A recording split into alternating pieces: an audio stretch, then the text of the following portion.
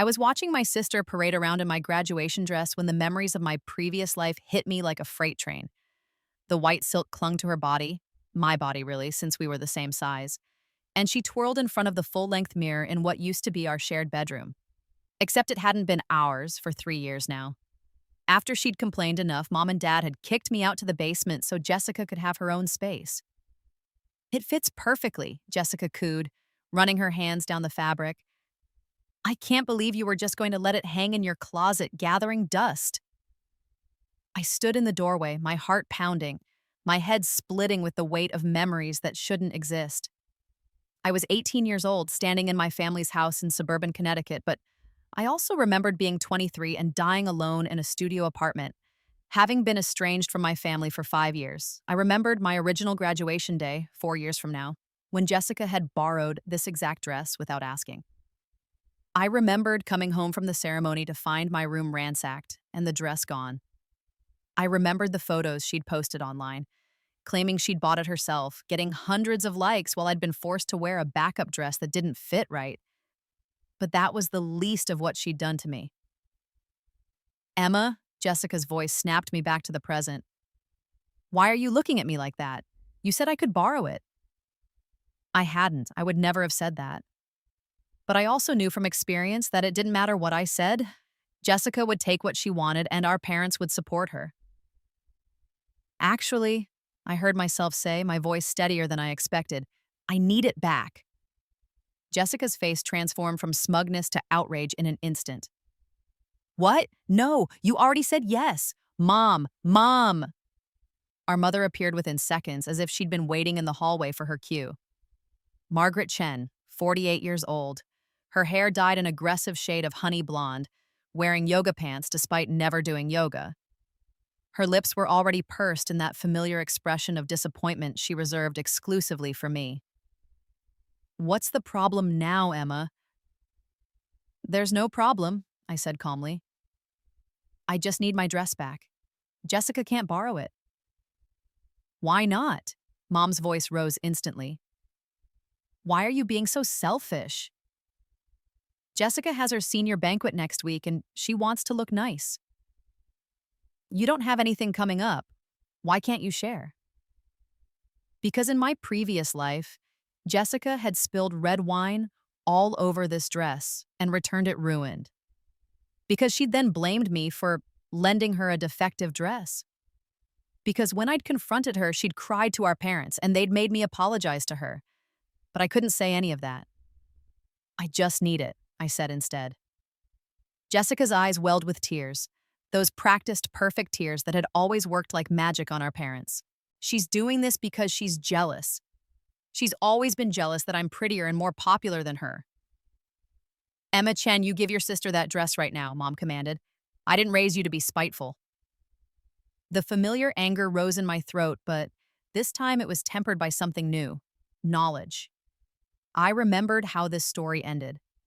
I remembered the years of escalating cruelty, the way Jessica had slowly isolated me from the family, the way she'd eventually stolen my college fund, my connections, and finally, my identity itself.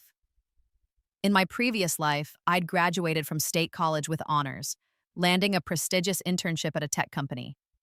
Jessica had been failing out of the expensive private school our parents had chosen for her, so she'd stolen my credentials, my portfolio, my interview notes. She'd shown up to my internship orientation pretending to be me, using the fact that we looked similar enough, same height, same general features, though she was objectively prettier, and that she'd legally changed her middle name to Emma to honor me. By the time I'd discovered what she'd done, she'd already been working there for 2 weeks. She'd convinced everyone that I was the fraud, the jealous sister trying to steal her opportunities. Our parents had backed her story. I'd been blacklisted from the industry. I'd spent the next 5 years working minimum wage jobs, struggling with depression, until one night I'd simply gone to sleep and never woken up. Heart failure probably. Stress-induced. I'd been 23 years old, and then I'd woken up again, 5 years in the past, in my 18-year-old body, on the morning of the day Jessica first tried to take my dress. This time, I knew better. Fine, I said, turning to leave. She can keep it. Both Mom and Jessica looked surprised by my sudden capitulation. They'd expected a fight. I always fought, and I always lost. That's more like it, Mom said, her voice softening slightly. You should be happy to help your sister. I walked down the stairs to my basement room, a converted storage space with exposed pipes and a perpetually damp smell, and sat on my bed. My hands were shaking. The memories of my previous life were perfectly clear, overlaying my current existence like a double exposure photograph. I knew exactly what was going to happen next. Jessica would wear my dress to her banquet. She'd get drunk. She was already drinking at 17, though our parents refused to acknowledge it, and she'd spill something on it. The dress would be ruined, and somehow it would be my fault. But that wasn't the real problem. The dress was just a symbol of something much larger. Jessica's pathological need to take everything that was mine, and my parents' unwavering support of her behavior. In my previous life, I'd spent years trying to understand why my family hated me so much. I'd gone to therapy, read books, tried to be a better daughter. It had taken me until age 21 dying alone to finally understand the truth. It wasn't about me at all. Jessica was the golden child because she'd been born premature and had spent her first month in the NICU. Our parents, terrified they'd lose her, had overcompensated with love and attention. They'd trained themselves to see her as fragile, precious, deserving of protection from any discomfort. I'd been born 2 years later, full term and healthy. I was the easy one, the one who didn't need anything, the one who could be ignored. And as we'd grown, that dynamic had calcified into something toxic. Jessica learned that she could have anything she wanted, and I learned that my role was to provide it. But this time, I had an advantage. I knew everything that was coming. I pulled out my laptop and started making a list. In my previous life, I'd graduated high school at 18, gone to college at 18, and graduated college at 22, standard timeline. But I'd always been smart, smarter than Jessica, though our parents had never acknowledged it. I'd been taking AP classes, earning college credits, reading ahead. What if this time I accelerated everything? I was currently a senior in high school, second semester. Graduation was in 4 months, but I'd already accumulated enough credits through AP exams and online courses to graduate early if I wanted to. I'd never pursued it before because I'd been afraid of leaving Jessica alone, afraid of disappointing my parents, afraid of standing out. This time, I had different priorities. I opened my school's website and navigated to the early graduation requirements. I needed to submit a formal application, get parental approval, and pass a final competency review. The deadline for the semester's early graduation was in 3 weeks. I could do this. I could graduate in 3 weeks instead of 4 months. And if I graduated early, I wouldn't be there when Jessica wore my dress to her banquet. I wouldn't be there to be blamed for its inevitable destruction. I'd already be gone. But more than that, if I graduated early, I could start college in the spring semester instead of waiting until fall. I could get a head start on everything. I could be years ahead of where I'd been in my previous life. I could be free. The plan crystallized in my mind with perfect clarity. I'd apply for early graduation. I'd apply to the state university's spring semester. I'd apply for scholarships and financial aid in my own name. I'd get out of this house and away from this family before Jessica could destroy me again. And this time, when she tried to steal my identity, I'd already be so far ahead that she couldn't catch up. I spent the next 3 days preparing my application in secret. I forged my mother's signature on the parental approval form. She'd never approve if I asked. And I'd learned in my previous life that sometimes survival required moral flexibility. I completed all my missing assignments, studied for my final competency exams, and scheduled everything. I didn't tell anyone what I was doing. On the 4th day, Jessica came to my basement room with my graduation dress in her hands. It was destroyed, covered in red wine stains and what looked like chocolate. One of the straps was torn completely off. "I'm so sorry," she said, her voice dripping with false sympathy. Someone bumped into me at the banquet and their drink spilled everywhere. I tried to clean it, but it just got worse. "You're not mad, are you?" In my previous life, I'd cried. I'd screamed at her. I'd run to our parents who had told me I was overreacting, that accidents happen, that Jessica felt terrible about it. This time, I just looked at her and smiled. "It's fine," I said. "I don't need it anymore." Jessica looked confused. She'd been expecting a reaction, a fight. My calmness threw her off balance. Really? You're not upset? Why would I be upset about a dress? I said sweetly. It's just fabric. She left looking unsettled, and I felt a savage satisfaction. Let her wonder, let her worry. I took my competency exams the following week and passed everything with perfect scores. The school counselor, Miss Patterson, a kind woman in her 50s who'd always seemed to see more than she said, called me into her office. "Emma, your application for early graduation has been approved," she said, looking at me over her glasses. "You've met all the requirements. You can graduate at the end of this month instead of waiting until June." "Thank you," I said. "Can I ask why you're doing this?" she said gently. "Early graduation is unusual. Most students want to enjoy their senior year." I thought about telling her the truth. I thought about explaining that I was trapped in a house with people who hated me, that I'd already lived through this once and knew it only got worse. But what could she do? People rarely believed family abuse when it was subtle, emotional, financial. They certainly wouldn't believe a story about rebirth and foreknowledge. "I'm ready to move forward," I said instead. "I want to start college early and get a head start on my career." She studied me for a long moment. "Your grades are excellent. Your test scores are in the top percentile. You're clearly capable."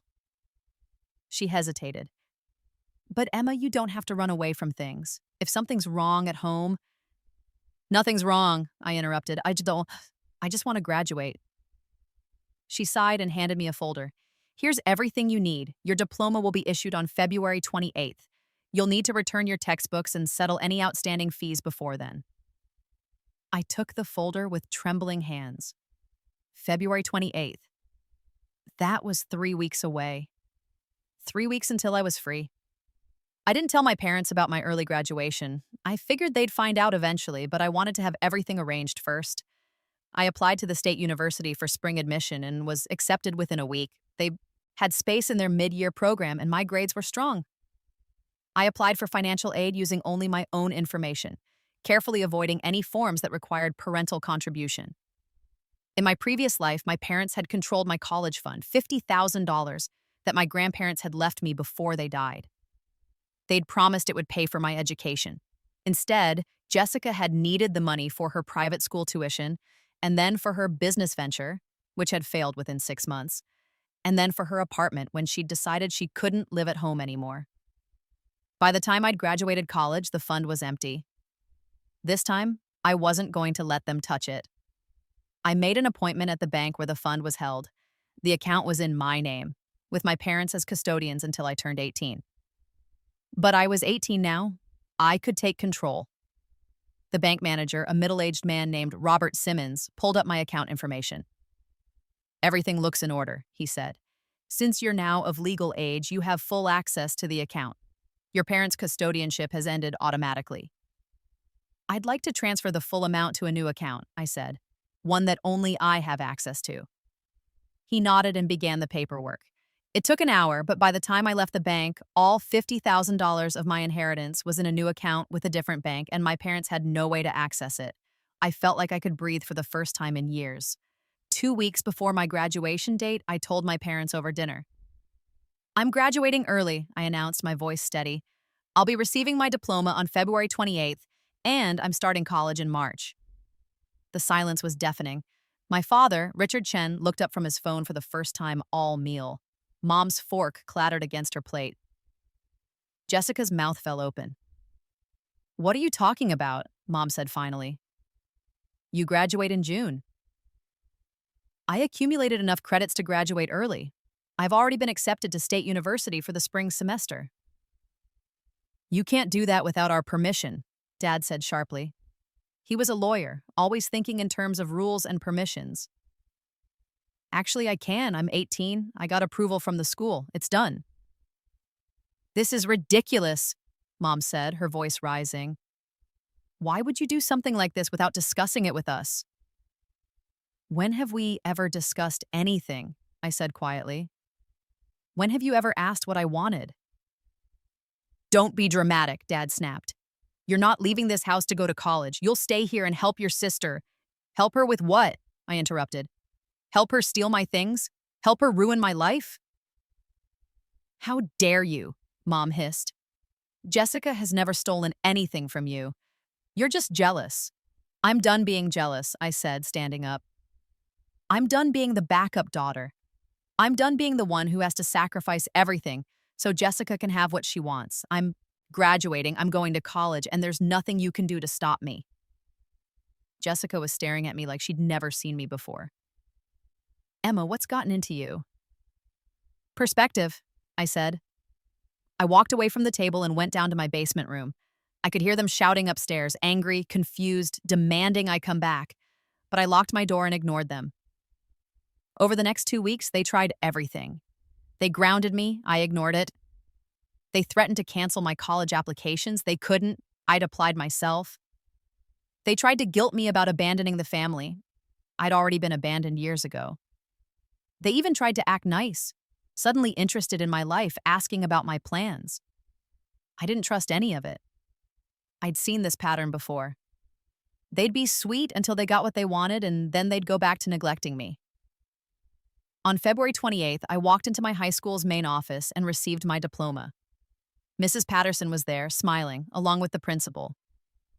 Congratulations, Emma, the principal said. You're one of our top students. We're proud of you. It was such a small thing, a compliment, recognition, but it made my throat tight. No one at home had said they were proud of me, not once. Thank you, I managed. I walked out of the school with my diploma in hand, got into my car, a beat-up Honda Civic I'd bought with money from my part-time job, and drove to the apartment I'd secretly rented near the state university. It was small, a studio with a kitchenette and a bathroom that had seen better days. But it was mine. I'd used part of my inheritance for the deposit and first month's rent. The rest I'd invested carefully, following strategies I'd learned in my previous life. I knew which companies would boom, which investments would pay off. I had 23 years of future knowledge compressed into my 18-year-old brain. I spent the next week moving my belongings from my parents' house in small loads, taking things while they were at work. I didn't take anything that wasn't clearly mine. I left the basement room clean and empty. On my last trip, I found Jessica waiting for me. You're really leaving, she said. It wasn't a question. Yes. Why? Why are you doing this? I looked at my sister, my beautiful, spoiled, cruel sister, and felt a wave of sadness. In another life, maybe we could have been close. Maybe if our parents hadn't pitted us against each other, hadn't taught her that she deserved everything and I deserved nothing, we could have been friends. But that wasn't this life, and it hadn't been the previous one either. Because I deserve better, I said simply. Better than family? You were never my family, Jessica. You were my bully, and Mom and Dad were your enablers. Her face flushed red. That's not true. We loved you. No, you didn't. Love doesn't look like what you did to me. Love doesn't steal and lie and destroy. Love doesn't choose one child over another. I picked up the last box of my belongings. But it doesn't matter anymore. I'm done waiting for you to love me. I'm going to love myself instead. I walked out before she could respond. College started the following week. I threw myself into my classes with an intensity I hadn't had in my previous life. Back then, I'd been so weighed down by family drama, so exhausted by constantly trying to prove myself, that I'd merely done well. This time, I excelled. I knew the material already. I'd learned it all before, so I could focus on going deeper, making connections, impressing my professors. Within the first month, I'd been recruited into a research program. Within 2 months, I'd been offered a teaching assistant position. By the end of the semester, I'd completed enough credits to move into sophomore-level classes. I worked part-time at the university library, saved my money, and invested carefully. I knew Tesla would explode. I knew which cryptocurrencies would boom and when to sell. I knew which startups would become giants. By my second semester, my investment portfolio had tripled. By my third semester, I'd quintupled my inheritance. I didn't hear from my family for 6 months. Then one day in August, my mother called. Emma, we need to talk. About what? Jessica is struggling. She's not doing well in school, and she's been very depressed since you left. She needs your help. The audacity was breathtaking. No. What do you mean, no? She's your sister. She's your daughter. You help her. Emma Chen, you have resources now. We know you've been doing well, making money somehow. How do you know that? I asked sharply. Silence, then. Jessica may have looked at your social media and your bank account. Of course she had. I'd been careful not to post anything specific, but Jessica had always been good at piecing together information. And if she'd somehow accessed my bank account, that was identity theft. Tell Jessica that if she accesses my accounts again, I'll file a police report, I said coldly, and tell her to stay away from me. You can't mean that. I hung up. They tried calling several more times. I blocked their numbers. They tried emailing. I filtered their messages to spam. They tried showing up at my apartment once. I didn't answer the door. I'd learned in my previous life that you couldn't fix people who didn't want to be fixed. My family didn't want to change. They wanted me to come back and resume my role as the family scapegoat, the resource they could drain whenever Jessica needed something. I refused to play that part ever again. Instead, I focused on building my new life. I graduated college in 2 years instead of 4, finishing at age 20 with a degree in computer science and a minor in business. My professors wrote glowing recommendations. My GPA was perfect. I was recruited by 3 different tech companies before I even graduated. I chose the smallest one, a startup, that I knew from my previous life would become a major player in the artificial intelligence field. They gave me equity along with my salary. At 21, when the startup went public, my equity became worth millions. At 22, I was promoted to senior engineer. At 23, the age I'd died in my previous life, I was a department head with a 7-figure salary and a beautiful apartment in San Francisco. I was everything I'd never gotten to be before. And then Jessica found me. She showed up at my office on a Tuesday afternoon, somehow talking her way past security. She looked terrible, thin, haggard, her clothes wrinkled. She was 21 now, the age I'd been when she'd stolen my internship in the previous timeline. Emma, she said, her voice breaking. Please, I need your help. My assistant hovered nearby, looking concerned. I waved her away, but... What do you want, Jessica? I'm in trouble. I made some mistakes, and I need money. Mom and Dad won't help me anymore, and I don't have anyone else to... What kind of mistakes? She looked down. I took out loans for school, private loans. The interest is insane, and I can't make the payments. If I don't pay them back, they're going to sue me. How much? $200,000. I felt nothing. No sympathy, no anger, just a distant curiosity about how someone could destroy themselves so thoroughly. Why should I help you? Because I'm your sister. You stopped being my sister the day you chose to be my enemy, I said quietly. You spent years taking everything from me. You wore my dress and destroyed it. You would have stolen my identity if I'd given you the chance. You would have ruined my life just like you did before. She looked up sharply. What do you mean, like you did before? I smiled, and it wasn't a kind smile. In another life, Jessica, you succeeded. You stole my internship, my career, my future. You destroyed me so thoroughly that I died at 23, alone and broken. But I got a second chance. I got to come back and do things differently. And this time, I chose myself. She stared at me like I was crazy. Maybe I was. Maybe the rebirth had broken something in my brain. Or maybe I'd always been a little broken and dying had just made it obvious. I don't understand. You don't need to understand. You just need to leave. I pressed the button on my desk that connected me to security. Please escort my sister out of the building and add her to the restricted list. Emma, wait. Goodbye, Jessica. Security arrived within seconds. She didn't fight as they led her away, just kept looking back at me with this expression of betrayal, like I was the villain in this story. Maybe I was. Maybe choosing to save myself instead of destroying myself to save her made me selfish. But I'd tried the other way, and it had killed me. This time, I was choosing life. My assistant came in after Jessica was gone. "Are you okay?" "I'm fine," said.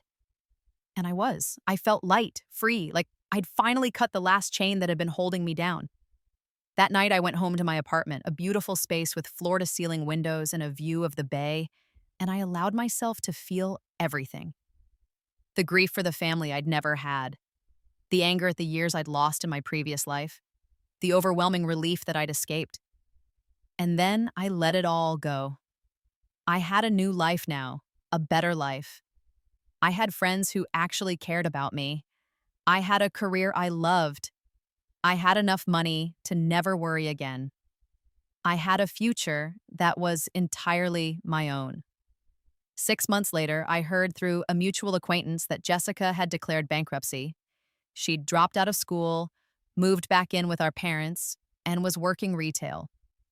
Mom and Dad were apparently furious with me for not helping her. I felt bad for about 30 seconds.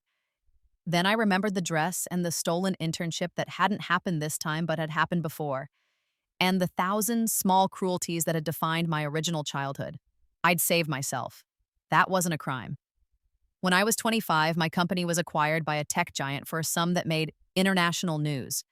My equity payout was obscene, enough that I'd never have to work again if I didn't want to, but I wanted to. I loved what I did. I loved building things, solving problems, creating solutions. So I stayed on as a VP, leading my own division, making decisions that affected thousands of employees. I bought a house in Marin County, a beautiful craftsman with a garden and a view of the mountains. I adopted a dog, a golden retriever named Phoenix. I started dating someone kind, someone who treated me like I was valuable. I built the life I dreamed of in my previous existence, the one I'd thought was impossible. On my 27th birthday, I received a letter in the mail. It was from Jessica, handwritten on cheap paper. "Dear Emma," it began, "I know I have no right to contact you. I know I don't deserve your forgiveness. But I wanted you to know that I understand now what I did to you. I've been in therapy for 2 years, and I've finally started to see how badly I treated you, how much our parents enabled my cruelty. I destroyed our relationship because I was jealous and entitled and cruel. I'm sorry. I don't expect you to forgive me. I don't expect anything from you. I just wanted you to know that I see it now. I see what I did. And I'm sorry." I read the letter 3 times, looking for the manipulation, the angle, the request for money that I was sure was coming. But it never came. The letter ended with just the apology. I put it in a drawer and didn't respond. Maybe she had changed. Maybe therapy had helped her see the truth, but it didn't change the past. It didn't erase the damage she'd done, and more importantly, it didn't obligate me to let her back into my life. I'd learned the hard way that forgiveness was optional and that some relationships were too broken to repair. I didn't owe Jessica anything, not my time, not my money, not my emotional energy. I owed those things to myself. On my 30th birthday, I threw a party at my house. 50 people came, friends, colleagues, people who genuinely cared about me. We ate good food, drank good wine, celebrated under string lights in my garden. My boyfriend Marcus, a software architect I'd met at a conference 3 years earlier, proposed to me in front of everyone. I said yes, crying, laughing, overwhelmed with happiness. In my previous life, I died at 23, alone and unloved. In this life, I was 30, engaged, surrounded by people who chose me every day. I thought about that sometimes, the sliding door between my 2 lives, the moment of rebirth that had given me a second chance. I didn't know why it had happened. I didn't know if it was magic or divine intervention or just a glitch in the universe. But I knew what I'd done with it. I'd saved myself. The wedding was in the fall, a small ceremony on the beach with just our closest friends. No family. Marcus's parents had died years ago, and I'd long since cut ties with mine. We didn't need them. We had each other. On our honeymoon in Japan, walking through the streets of Kyoto, I got a call from a number I didn't recognize. I almost didn't answer, but something made me pick up. "Hello? Emma, it's Mrs. Patterson from your high school?" I stopped walking, surprised. "Mrs. Patterson? Is everything okay?" I'm fine, dear. I'm actually calling because I wanted to let you know something. I've been following your career. I hope that's not too intrusive. Your success has been remarkable. Thank you, I said, genuinely touched. But that's not why I'm calling. I wanted you to know that your sister came to see me last month. She asked me about the early graduation program. She wanted to understand how you'd done it, what you'd needed to escape. My chest tightened. Why? She's teaching now at a women's shelter. She's helping women who are trapped in abusive situations, helping them get their GEDs, apply to college, find resources. She told me that watching you leave inspired her, that she realized she'd been part of your abuse and wanted to do better. I didn't know what to say. I'm not telling you this because I think you should forgive her, Mrs. Patterson continued gently. What she did to you was wrong, and you were right to leave. But I thought you should know that your escape didn't just save you, it changed her too. Sometimes the best thing we can do for people is show them that we won't tolerate their cruelty anymore. After we hung up, Marcus put his arm around me. You okay? Yeah, I said, I think I am. We continued walking through the ancient streets, past temples and gardens, and I thought about redemption, about the possibility that people could change, even if it came too late for the relationships they'd destroyed. Jessica's redemption, if it was real, didn't erase what she'd done. It didn't obligate me to welcome her back into my life, but it meant that maybe, in some small way, my survival had mattered beyond just saving myself. Maybe by refusing to be a victim, I'd shown her that victimizing people had consequences. Maybe that was enough. 5 years after my rebirth, I'd built an empire. Not just a career, but a legacy. I'd started a nonprofit that provided resources for young women escaping abusive families, scholarships, housing assistance, legal support. I called it Phoenix Rising, named after my dog, and the symbol of rebirth. We helped thousands of women every year. Women like me, who'd been overlooked and underestimated, who'd been told they didn't matter. We gave them tools to save themselves. On the 10th anniversary of my early graduation, the day I'd walked out of high school and into my new life, I received another letter from Jessica. Dear Emma, it read, I don't expect you to read this. I don't expect anything from you anymore, but I'm getting married next month and I wanted to send you an invitation.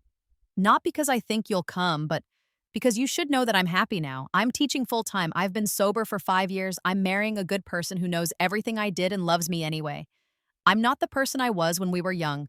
I know that doesn't fix what I broke, but I wanted you to know that your escape didn't just save you. It saved me too. By showing me that my actions had consequences, by refusing to be my victim, you gave me the chance to become someone better. I'll always be grateful for that, even though I know I don't deserve your gratitude in return. I hope you're happy, Emma. I hope you're living the life you always deserved. Love, Jessica. The invitation fell out of the envelope. A simple card, elegant, with the details of her wedding at a small venue in Connecticut. I held it for a long time, feeling the weight of history and choices, and the strange, painful grace of watching someone grow into a better person from a distance.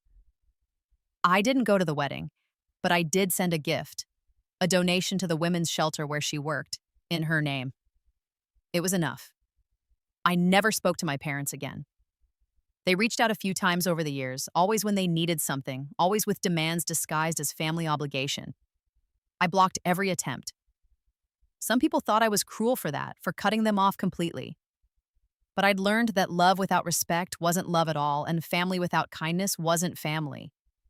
I built my own family instead, with Marcus, with the friends who showed up for me, with the community I created through my nonprofit, with the thousands of women I helped escape situations like mine. At 35, I gave birth to a daughter. We named her Grace. I held her in my arms on the day she was born, this tiny, perfect person, and I made her a promise.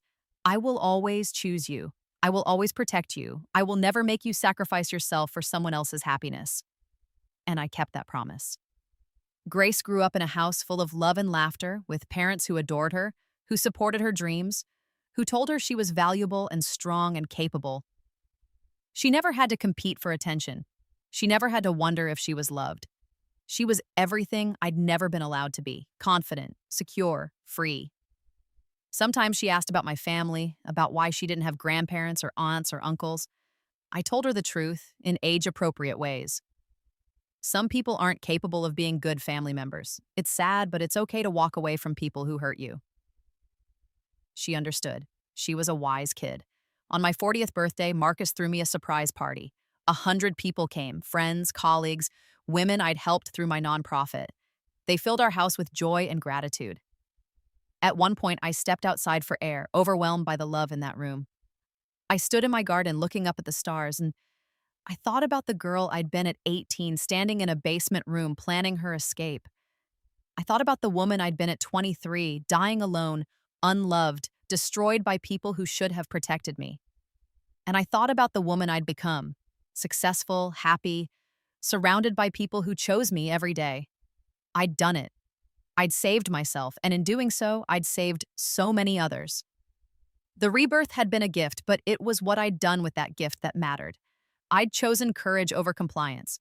I'd chosen self-love over self-sacrifice. I'd chosen to build a new life rather than fix a broken one. And that choice had changed everything. Marcus came out to join me, wrapping his arms around me from behind. "What are you thinking about?" "How far I've come," I said. How lucky I am." "We're the lucky ones," he said, kissing my temple. "Everyone in that house would say the same thing. You've changed so many lives, Emma." "I just showed them what I learned," I said. "That you can walk away. That you can choose yourself. That survival is an act of rebellion."